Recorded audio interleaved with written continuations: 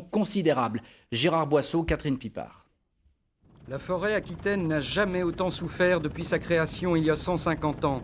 Première estimation, entre 15 et 20 millions de stères de pins tombés. À certains endroits, comme ici dans le Nord-Médoc, c'est 80% des arbres qui seraient meurtris ou déracinés. C'est un drame sans précédent pour les métiers du bois. Exemple dans cette scierie familiale du Nord-Médoc, à Vendaïs-Montalivet.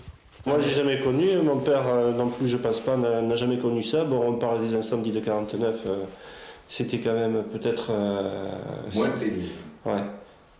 Et donc, peut-être plus difficile d'exploitation, plus facile d'exploitation. Plus facile d'exploitation. Mais là, bon, c'est... on a les bois qui sont enchevêtrés les uns dans les autres, il y a de l'eau, on ne sait pas comment on va évacuer aussi comment on va pouvoir évacuer, puisque bon, les engins vont se planter. On se pose beaucoup de questions qui paraissent pour le moment assez insolubles. Serge Baladère a créé l'entreprise il y a 50 ans, l'âge qu'il faut à un pin pour atteindre sa maturité. Au lendemain de la catastrophe, les problèmes posés sont énormes. L'urgence, d'abord, de récupérer le maximum de bois dans les 3 semaines à venir, avant que les parasites xylophages n'attaquent le bois.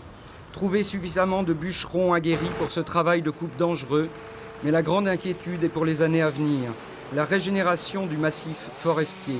Les propriétaires qui ont tout perdu risquent de céder au découragement. Il faut longtemps, très longtemps, pour faire un arbre. Je pense que pour régénérer une région comme le Médoc, il faut entre 15 et 20 ans. Je suis peut-être un peu pessimiste et je le souhaite, mais ça sera très difficile. Bruno Lafont, bonsoir. Bonsoir. Vous êtes le vice-président du syndicat des sylviculteurs. On l'a vu dans ce reportage, les dégâts sont considérables. Quelle est l'urgence maintenant? Quelle est la priorité? La première des priorités, on l'a vu, c'est pénétrer. Il faut absolument pénétrer dans ce massif. Les chiffres qui sont donnés sont des chiffres approximatifs parce qu'on n'a pas pu aller exactement au fond des propriétés. Mais il faut pénétrer pour après exploiter. La course contre la montre est commencée. Car les parasites, dans 3 mois, auront fait leur travail. Après les arbres qui sont tombés, on s'attaquera après aux arbres sains. Et donc, il faut absolument éviter cela. Et je pense qu'il faut une solidarité plus que régionale, nationale, voire européenne. Or, le sinistre régional est catastrophique, mais c'est également un sujet qui est sur l'Europe entière. Vous demandez une aide financière de l'Europe? Sûrement, mais je crois qu'il y a une solidarité également vers l'Espagne, le Portugal, à nous envoyer des coupeurs, des bûcherons pour exploiter ces bois au plus vite.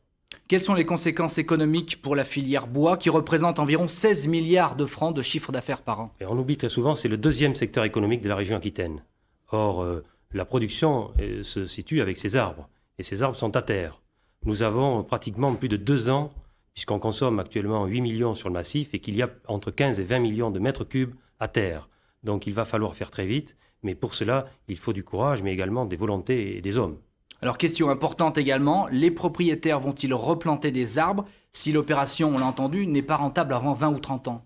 Mais vous savez, les propriétaires forestiers et sylviculteurs, nous avons vécu en demi-siècle 2 catastrophes. La première, en 49, nous avons fêté malheureusement les incendies de 49, nous avons commémoré ces incendies en août 99, et en décembre 99, nous recommençons.